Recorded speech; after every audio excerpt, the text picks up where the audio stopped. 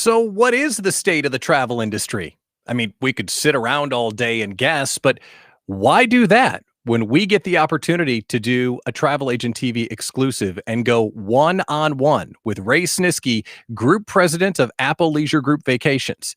This is a thing. Welcome to Travel Agent TV, powered by the Hub Social Network. I'm Pat Miller. We are built to get information to agents, from agents, and suppliers. And our mission is to support you, to collaborate, and help you grow your business.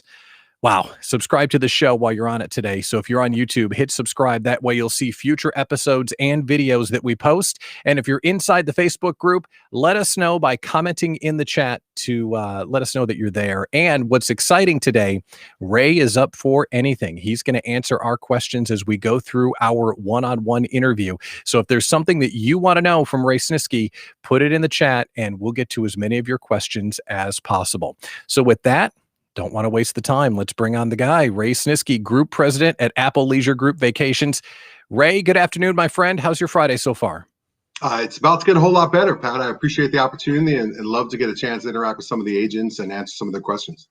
Yeah, thank you for doing that. It's really a valuable time for all of us as things have been changing.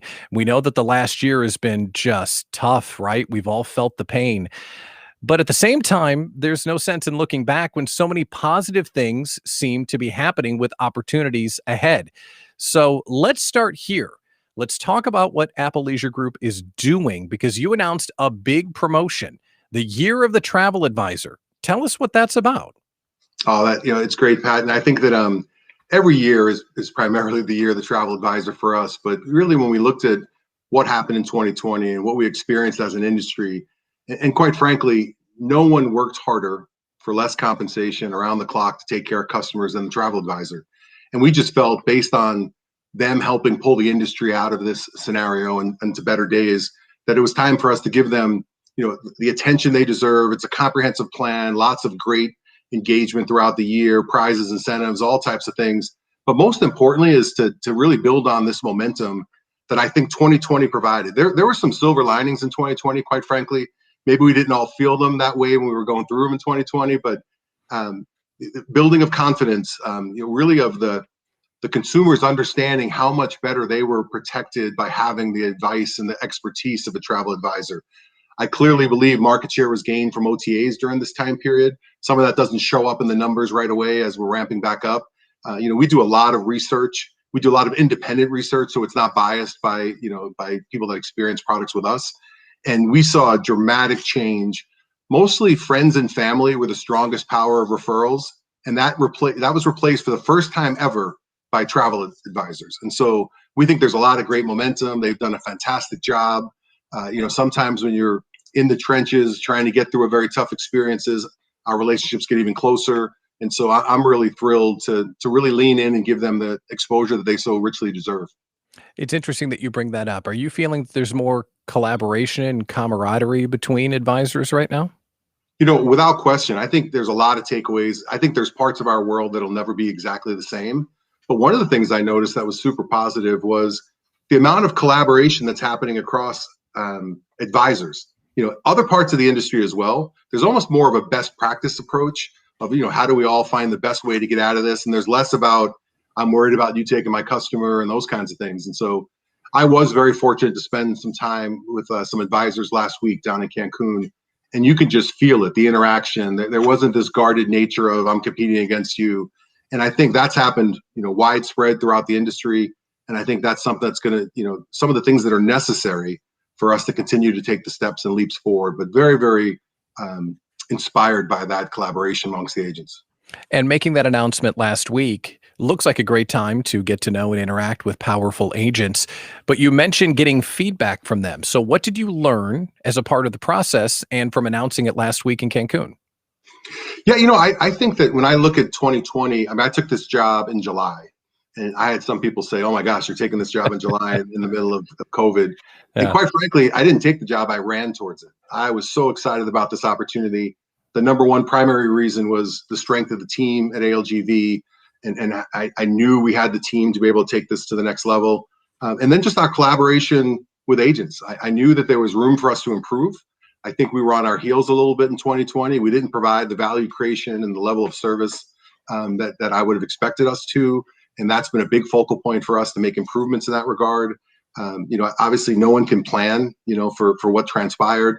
And there's no excuses when you're not providing value. So don't misunderstand my comment, but we canceled 1.1 million passengers in 2020. I remember seeing a video of one of our colleagues saying, it was unbelievable. I canceled 50,000 people.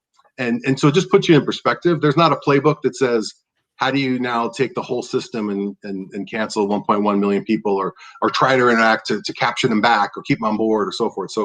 So that was a real focus on improving our customer experience for the advisor and for the client. And we've done a number of things to improve over that time period. And I think probably the best example is how much better we were prepared for the CDC new requirements that came out in January. We were a much different company than we were in 2020 as far as our readiness and having content out. We had content out the first day that it was announced, and really we're significant leaders in trying to create an environment for the client and the advisor to get through this and be successful during those new requirements. And that climate and the environment and the collaboration and the cooperation, people are working together. When you mix that with this feeling that seems to be surrounding us, that things are heating up, that we're finally taking off, that things are happening again, is that starting to percolate throughout your offices as well? Yeah, no question at all. I mean, sometimes, we look at the hardest time we've ever worked in our lives, and sometimes the results and the rewards aren't consistent with that. And I think that's what happened through 2020 and ramping up into this year. One thing it did prove is we're the most resilient bunch of people in any industry. There's no question about that. And we were continuously throwing curveballs, between different destination guidelines and then CDC requirements. And, our media sensationalizes some information. And so you never really know quite where you stand. But I can say all that hard work, all that collaboration, all those improvements we made, we're starting to reap the rewards of that. These last 2 weeks have been nothing short of spectacular. Last week we were 40% above the previous week. And this week we're 25% on top of that 40%. So it's happening. There's a buzz. I think we've done a good job as an industry to create more confidence in an uncertain and insecure time period for the client. There's a number of things that we've done that I'm sure we'll chat about sometime throughout the show today. And I think that's working. And I think that what we have also to look at is when you go through a tough time period, and there were certainly people that changed industries during this time period, but what we have is the strongest group of travel advisors that are there now to be able to take care of the customer and understand and move quickly. We're a fast moving group now. It's no longer a case where, in 2020, things were changing. Like I said, I think our industry was on its heels a little bit. So we're seeing the business come roaring back. And now we're dealing with different kinds of challenges, but great challenges nonetheless on how do we staff up quickly enough and how do we have the right amount of resources to match that demand? How long will this demand continue? There's all those things. What's absolutely certain is our previous forecasting and modeling, you can pretty much throw out the window. You've got to be dynamic and move quickly based on what's happening in the market.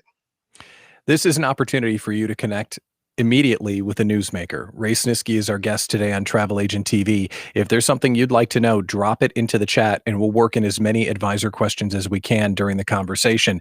I'm Pat Miller, your host, and this Travel Agent TV program is live on YouTube and inside our Facebook group, Travel Agent TV. We would love to have you be a member of the group. So Ray, before we get on to some of the bigger picture questions that I have about the state of the industry and such, I don't want to lose scope on the year of the travel advisor. So you mentioned that you announced it. You talked about how you fabricated it and came up with all the feedback to make it happen. But can you share some of the features and benefits of the program itself so we can kind of know more about what's going on? Sure. So we're going to do everything we can to instill confidence in the travel advisor, give them support. We've got a variety of new tools. We already started this before we even named, the year of the travel advisor. We were one of the only companies that did a virtual learning conference in the fall of 2020. And that was our Ascend conference. And we got a lot of great engagement. And while there was a down period, we were able to really lean in on training and education and not just about products and services, but, we had seminars about how to deal with finances, within your agency, how to deal with, all different types of things that were relevant to the travel advisor. We also did some things last year. I sent many letters and engaged congressmen and senators about really trying to ensure they were looking at this group of people and ensuring they were getting support. We came up with innovative things such as our travel logs, which now wasn't the year to print millions of brochures and distribute them around the country. So we have some new digital solutions that give great content to the travel advisor. And also there's an opportunity for us to look at how we can be more efficient as an industry moving forward and really kind of push some of the traditional steps that we used to do in business. And so I think there's a lot of education, a lot of fam trips we're doing to get people back into the destination. One of the great tools we found in building confidence was not only agents being down in the destination, but other agents who weren't there, seeing other agents there and seeing the experience. And it's not often people want to videotape sitting there with your head back and a cotton swab going up your nose. But those are all the kinds of things that we wanted to make sure that we could let people know exactly what the experience was like, how things were happening, how social distancing was working. And I think that we want to continue to do things to build confidence with the agent. We want to continue to have better tools and educational webinars and information for them. And we want to have a little fun. We want to have some fun along the way. Probably fun isn't the word we would lead with in in 2020. But now let's get back to having fun. Let's create incentives. Let's give out prizes. Let's do things to put the fun back in this industry. In many cases, we're in this business. It isn't for the money. It's for the engagement and the experiences and getting to destinations and working with a fun group of people. And so there's gonna be a lot more of that throughout 2021. Oh, man, and we are so ready for it. Before we talk about what the rest of 2021 looks like, I do want to ask you one more question about 2020. You're so perfectly cast to be in the role that you're in, just the energy and the enthusiasm, and you clearly love it so much. But what was it like to be a new leader in this role? I mean, longtime leader, but a new leader in this role who really didn't have the answers and really didn't know what the next 6 months was going to look like. Was that hard for you? Yeah, you know what? I think you could look at it that way. I guess I looked at it as, let's get to the basics. Let's have clarity in everything we do. Let's know exactly what everyone's role is. Let's know what everyone's priorities are. Let's know how we're going to situate and structure people. Because we've proven over time and time, clarity creates energy. When someone knows exactly what's expected of them in those uncertain times, there's a lot of energy that's created. Energy is a natural stimulant to inspire action. And so starting to do more, starting to fix some of the areas that we had not made some of the investments in, and quite frankly, when you look at the growth of our company and on paper, it's an indisputed success of how we've grown. But most of our success was our investments were on revenue generation, mergers, acquisitions, those kinds of things.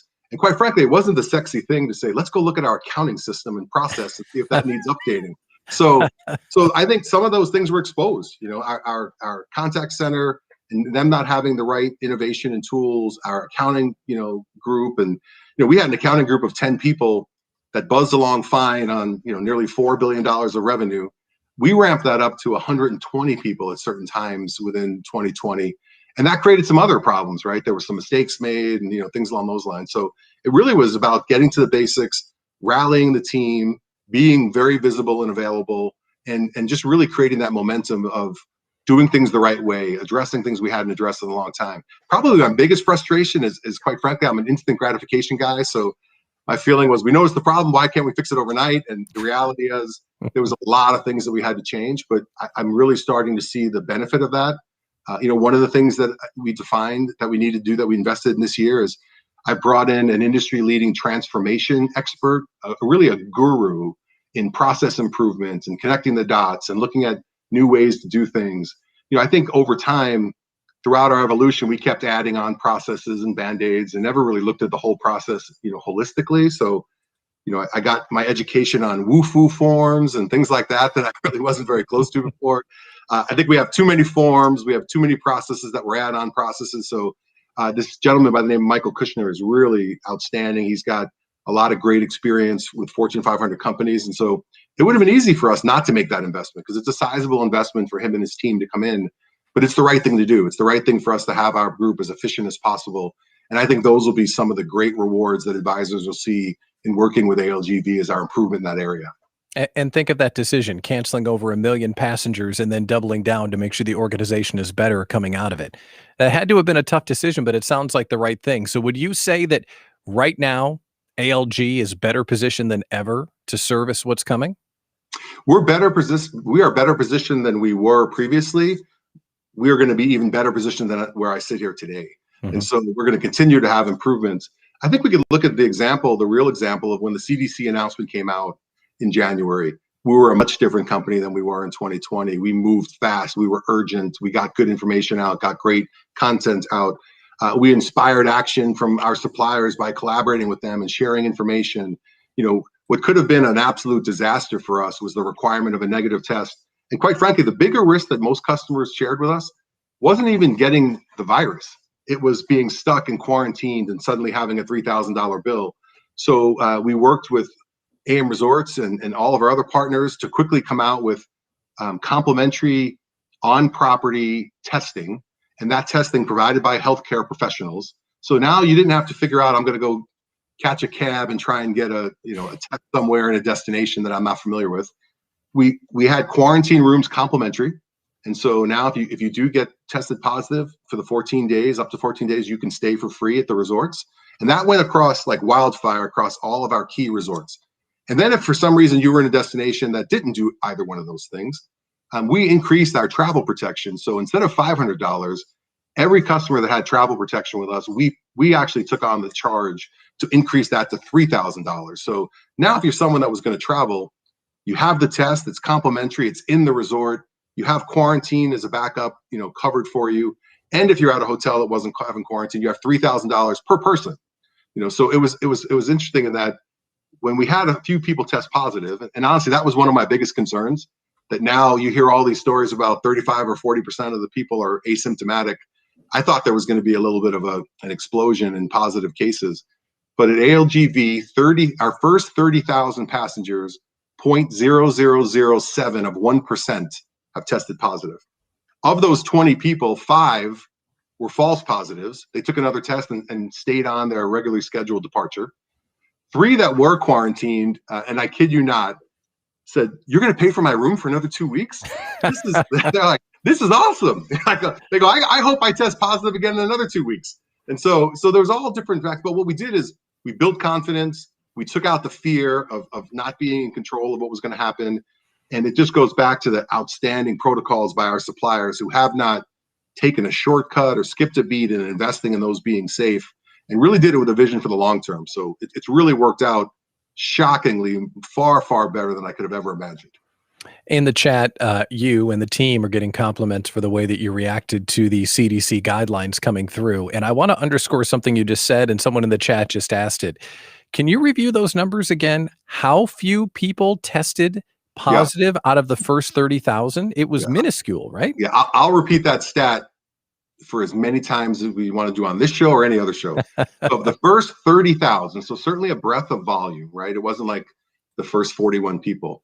30,000 people, the number of people that tested positive were 0.0007 of 1%. Wow. So almost non-existent. And, as I said, that was so far better than we could have ever dreamed it would be. Amazing. So this is a very special edition of Travel Agent TV. We are talking with Ray Snisky, the group president of Apple Leisure Group Vacations. If you have a question that you'd like to ask Ray, drop it into the chat, and we would love to do our best to get into the conversation. And we are going to talk to newsmakers and cover breaking news here on this YouTube channel and on our Facebook channel as well.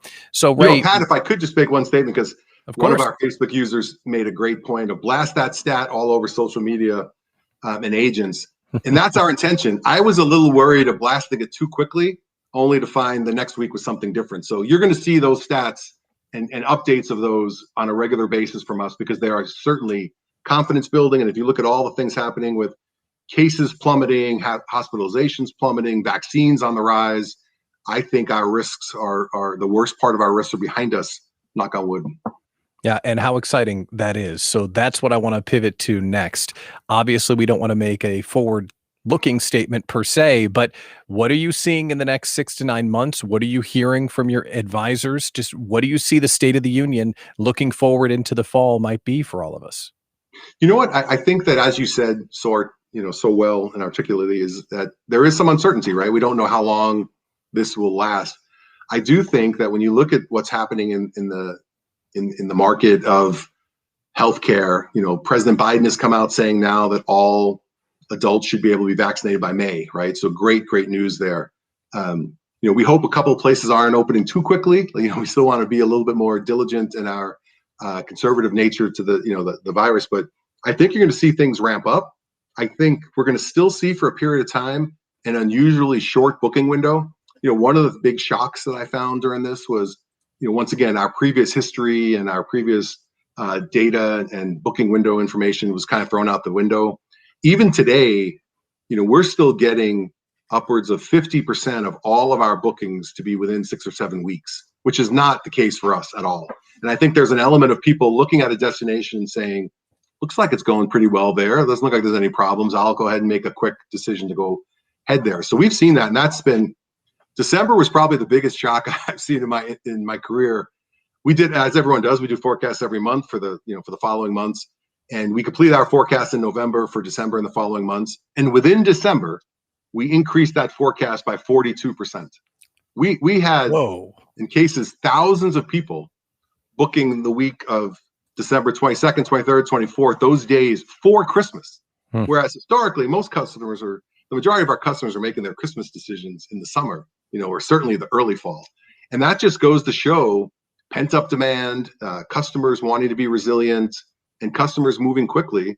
And I think as much as we've got, some economic crises with certainly employment, being impacted, although we just saw 379,000 jobs were added to the market in February, so that's a good sign. There is also some greater savings than ever before. People weren't spending money on traveling or going out to dinners and doing things like that. So, this would have been a good year to be in the car dealership business because car sales, really spiked. But I think people's savings have also been stronger as a whole. So I think there's some pent up demand. There's some resources there. And then, as I said, when we were trying to recapture those those bookings, we gave 125% credit to anyone that would stay on the books. And so that was a big financial investment on the part of us. Our suppliers collaborated with us on that. And that was the case of keeping them on the books. And we were able to, of those 1.1, we salvaged about 35 to 40% of those bookings to stay on board with us. So it helped us and the advisors quite a bit. That's tremendous. So we've got a question from the group. Outside of the minuscule number of positives, did you learn anything else with the data of people taking the tests in destination that maybe you'd like to share? And if the answer is no, that's cool. But did anything else come out from running that program or looking at the data as it came back? I think it was hard to think of what was number two, and number one was how shocked I was at how low the cases were. But that being said, I did, when we first started to get customers coming back, they'd be out by the pool, and the first couple of drinks, they were really disciplined, they were social distancing. And then all of a sudden, when you got to drink 4 and 5, pandemic wasn't brought up too often, people were hugging and all that kind of stuff. Yeah. So I think that the fact of how careful customers were was really a great surprise to me. I mean, obviously it lends to the percentage of people that tested positive, but they were more disciplined. They were more interested in social distancing. They were giving up some of their freedom, so to speak, for the effort of health of themselves and others. And so that was a learning that I didn't see coming. I was a little worried that because people were kind of so pent up, they were going to a destination and kind of losing their minds a little bit, and that was going to have some ramifications. And that wasn't the case. We didn't see that at all. And certainly hotels were fantastic at altering the experiences. I think a couple had some foam parties and they were quickly shut down when they were on social media. So I think there was a lot more discipline as it pertains to that. And I think there were some services that were changed, but I can't thank the supply side enough. I mean, the way hoteliers and DMCs really changed all their operating processes on a dime. Now you have your toiletries all kind of individually sealed, and you have doors that have stickers and stamps on them where the only person that's been in that room is the person that cleaned it last.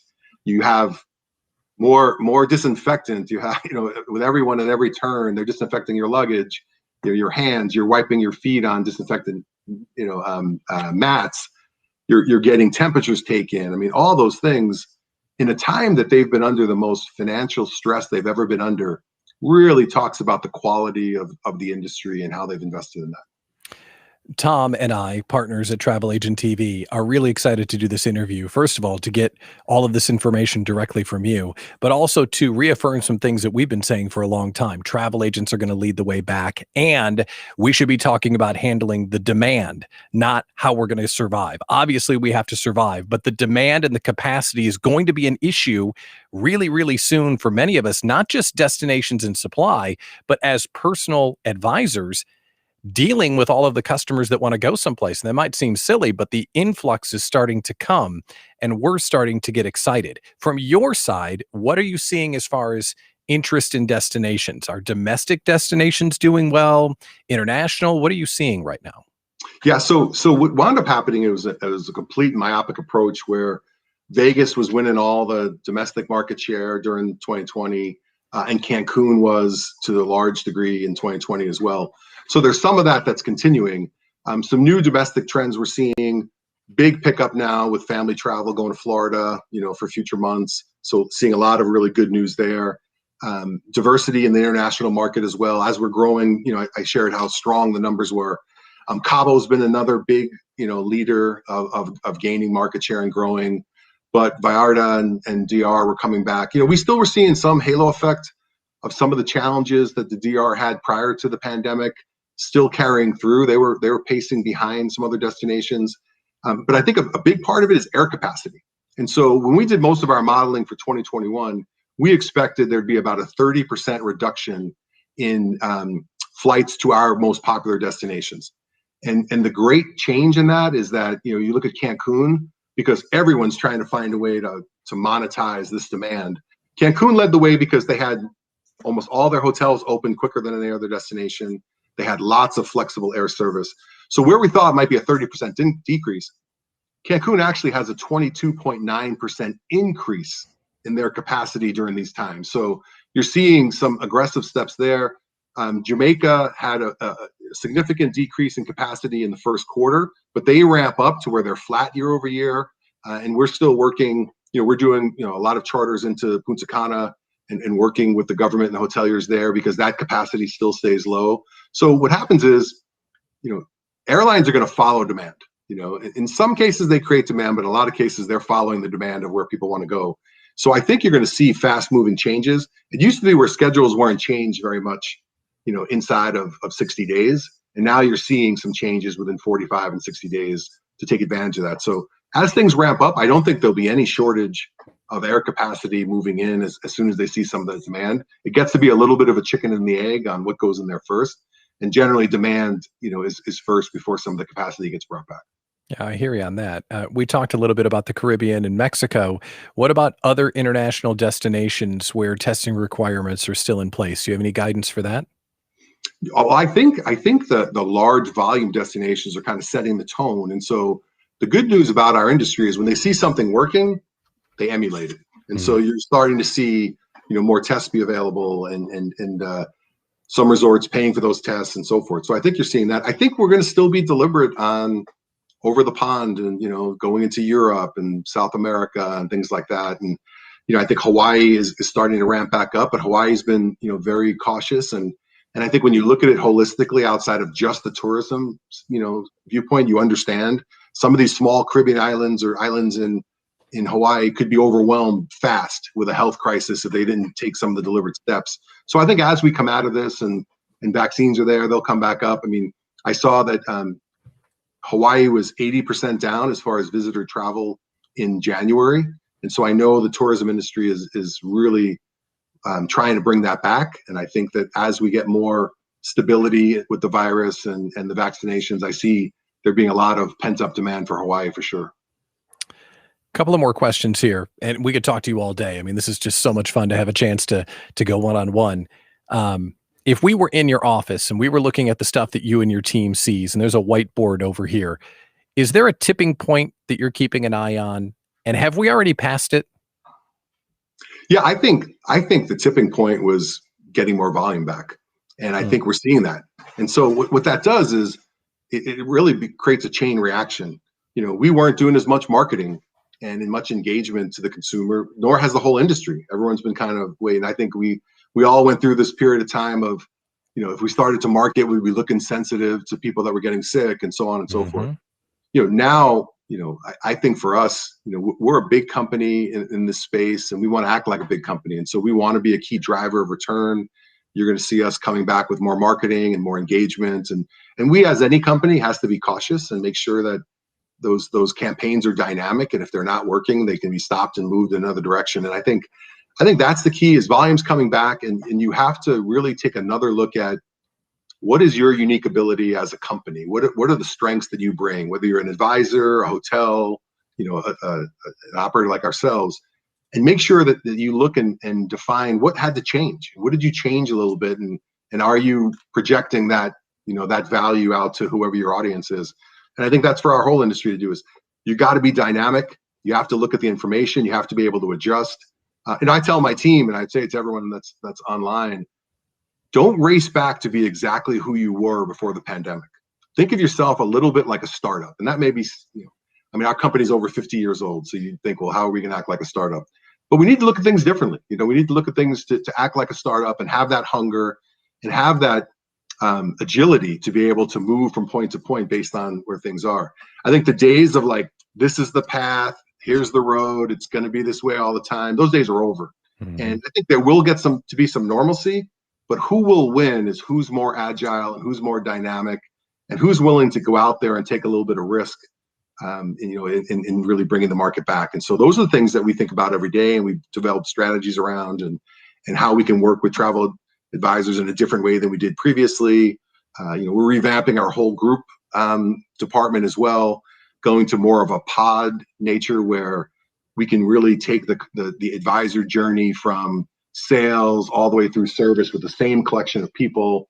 In the past, we had subject matter experts, and you dealt with some salespeople, then you started dealing with service people, and we're going to create this pod where they'll have different talents within the pod, but you'll be dealing with the same people.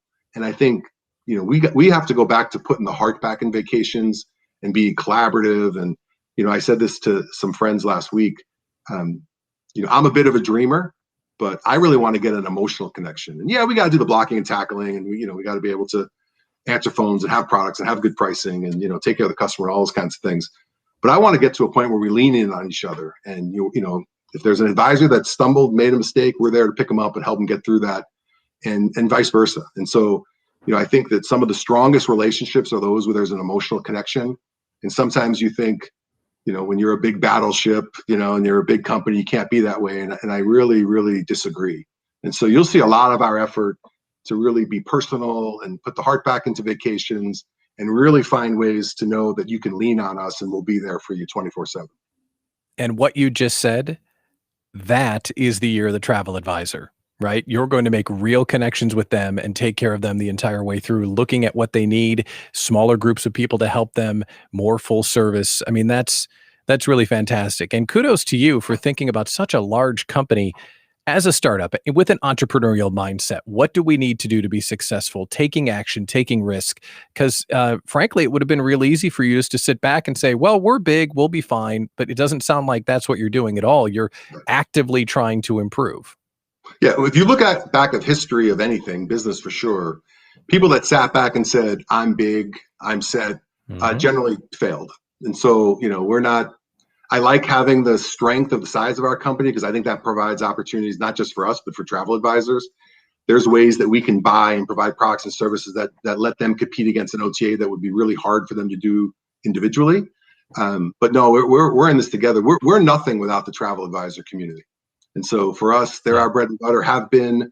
I think in our merger, we probably got a little sidetracked unintentionally on trying to get the company merge and all those kinds of things. But as much as sometimes it looks like we try to make this industry more difficult collectively, this isn't rocket science here. This is working closely with people and caring about people and getting great products and services for customers. And, without sounding too sappy, we live in a world where we share the best week of somebody's life with them.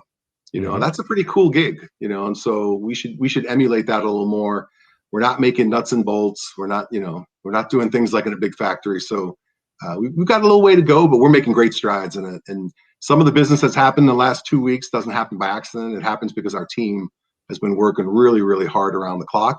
And, we're being direct and candid, and courageously candid is our kind of theme with everyone that we touch base with. And so we're seeing some great agent re-engagement that really inspires me. I'll be honest, when you see some of the social posts, and there were some things where we weren't putting our best foot forward, it was personal to me. It was like someone making fun of one of my kids or something like that. So, but then I quickly looked at it and said, I could whine and complain about individual complaints, or we can just remove the things they're complaining about. And that's really what we're driven to do. It's great to hear, and you're getting all the claps inside the chat for that point of view and the Good, work I you're could doing. use them, so that's Yeah, good. they're all slapping you on the back. They think that sounds fantastic. We've only got a few more questions and time for them right now, but if you were an advisor, what would you see their role in the next 3 to 9 months? What do you see life being like for them working with ALG? Oh, and I'll take it beyond ALG. I think, what I'm going to say is going to affect ALG as well, but really for the industry as a whole. There's a renaissance that I think, whenever you go through something tough like 2020, you could sit back and we could say how terrible it was and the world, gave us a bad sandwich, whatever the case may be.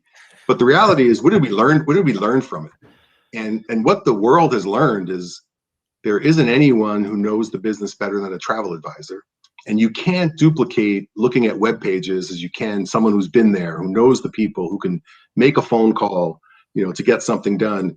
And so similar to, I really believe with the hotels, I think there's a renaissance in service that's happening. So, you know how they say you never realize what you had until it's gone, right? So lost a lot of customers in 2020. So there's now, as we were building back up, these customers were being fawned over by people in the hotel business. And fortune, misfortune, the employee to customer ratio had never been higher than it did coming out of 2020 and going into this year. So I feel the same way about the advisor. But the advisor, what you have to be steadfast on and really be unemotional about is you have to build confidence. You have to let that customer know there's not a better place to do what they're wanting to do than with you.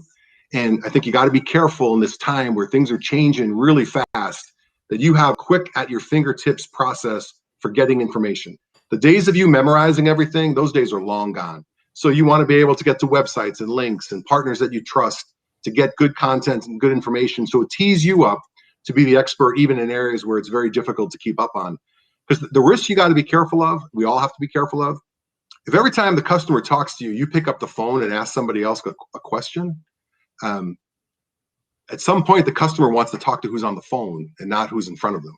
And so you want to look at all those things. You're in the confidence building business. But I lean all my chips into the middle of the table on the travel advisor. It's what we've done our whole career, and I couldn't be more bullish of where things are going to go into the future. Well, I think we'll leave it there. What a great time with you, Ray Snisky, Group President of Apple Leisure Group Vacations. Thanks for coming on Travel Agent TV, man. We really appreciate it. I appreciate the opportunity, Pat, and a big hug, gran abrazos to everybody out there in Facebook land. Love you and can't wait to see you guys soon. All right. So that's exactly what we're trying to do here on Travel Agent TV. Talk to the newsmakers, talk about breaking news, have the important conversations, and give you the access to them. So when you hear someone like Ray say, yeah, who are you turning to for information? Where are you getting what you need to know? That's what Tom and I are trying to build with the Travel Agent TV Facebook group. So if you're not a member, please join. And if you're watching this on YouTube, find the YouTube stream and hit subscribe, because that's kind of what we're trying to do here. And we are so grateful that you're here. You heard Ray say, and we echo it. Collaboration is what's going to make this great. You know why? Because when it all comes back, we're going to have the biggest party that you can ever imagine. A big thanks to Ray Snisky for coming on today. I'm Pat Miller. This